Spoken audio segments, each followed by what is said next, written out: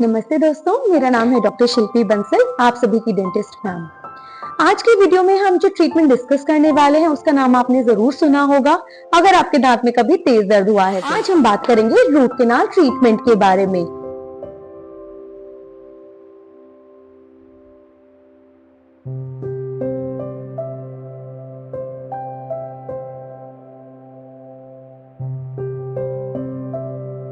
और आज इस वीडियो में हम इसी ट्रीटमेंट को डिटेल में समझेंगे।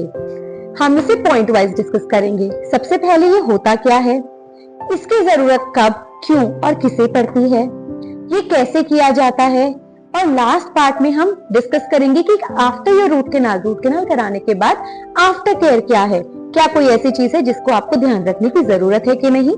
तो शुरू करने से पहले अगर आपने इस चैनल को अभी तक सब्सक्राइब नहीं किया है तो प्लीज सब्सक्राइब कीजिए, और अगर वीडियो पसंद आए तो लाइक कीजिएगा। तो चलिए शुरू करते हैं। सबसे पहले ये है कि कब किया जाता है रूट कैनाल ट्रीटमेंट और ये होता क्या है।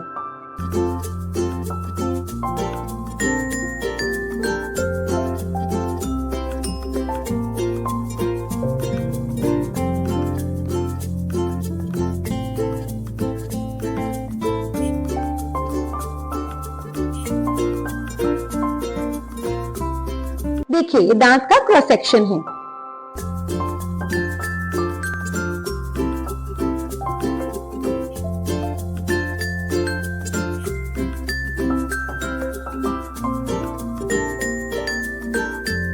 अंदर जो सेंटर पार्ट होता है दांत का, उसके अंदर नर्व टिश्यू भरा हुआ होता है।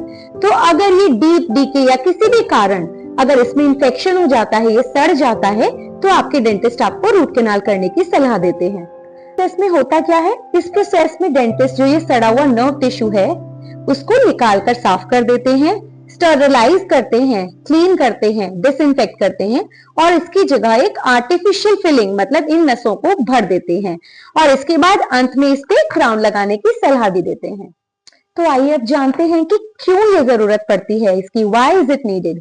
तो जब भी दांत के अंदर जो डिके है वो बहुत गहरा हो जाता है, या दांत पे चोट लगने के कारण उसकी जो नर्व्स हैं वो इन्फेक्ट हो जाती हैं, तो आपके दांत में दर्द या फिर स्वेलिंग हो सकती है। तो इसी केस में दांत को बचाने के लिए रूट कैनाल ट्रीटमेंट बहुत ही उपयोगी, बहुत ही हेल्पफुल साबित होता है। चलिए अब जानते हैं प्रोसीजर क्या है रूट कैनाल का। What is the procedure of a root canal. तो रूट कैनाल में सबसे पहला स्टेप जो होता है वो होता है एक एक्सरे, जिसमें डेंटिस्ट ये अंदाजा लगाते हैं, ये देखते हैं कि आपके दांत के अंदर जो इन्फेक्शन है वो कितना फैला हुआ है। फिर उसके बाद रूट कैनाल ट्रीटमेंट जब हम शुरू करते हैं तो सबसे पहले एनेस्थीसिया दिया जाता है, जो कि लोकली आपके दांत के हिसाब से दिया जाएगा, जो बहुत हल्का सा पिंच फील होता है, बहुत ज्यादा पेनफुल नहीं होता है। जैसा कि एक मिथ है कि बहुत ज्यादा पेनफुल होता है, ऐसा नहीं होता है। तो आफ्टर द लोकल एनेस्थीसिया, जब आपको लोकल एनेस्थीसिया सुन्न करने का इंजेक्शन दे दिया जाता है, उसके बाद दांत की नसों को साफ करके, क्लीन करके, और उसके अंदर नकली नसें भर दी जाती हैं। अब आते हैं last but not the least after care. जब आपकी रूट कैनाल कंप्लीट हो जाती है तो कुछ दिन तक डेंटिस्ट आपके हो सकता है आपको सॉफ्ट फूड उस तरफ से हल्का फुल्का खाने की सलाह दें, और कुछ मेडिसिन भी आपको प्रिस्क्राइब की जा सकती हैं। और कुछ दिनों तक, जब रूट कैनाल आपका कंप्लीट हो जाता है उसके कुछ दिन बाद तक आपको हल्का पेन या डिस्कम्फर्ट महसूस हो सकता है, जो कि दैट इज एब्सोल्युटली नॉर्मल, बिल्कुल नॉर्मल है। तो जो भी डेंटिस्ट आपको इंस्ट्रक्शंस देते हैं वो आप स्ट्रिक्टली फॉलो कीजिए। And last but not the least, there is a special tip कि हमें क्राउन भी लगवाना चाहिए या नहीं। तो जब भी आप कोई रूट कैनाल करवाते हैं तो कोशिश कीजिए उसके ऊपर क्राउन भी लगवाएं। अगर आपको इसके बारे में और जानना है तो मैं नेक्स्ट वीडियो में इसको जरूर डिस्कस करूंगी। तो दोस्तों, ये थी रूट कैनाल ट्रीटमेंट की जानकारी। अगर आपको लगता है आपको इसकी जरूरत है तो एक अच्छे डेंटिस्ट से संपर्क कीजिए।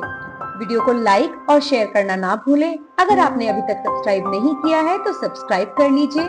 मिलते हैं एक नए टॉपिक के साथ, तब तक के लिए थैंक यू, धन्यवाद, जय Hind, signing off, this is doctor Shilpi.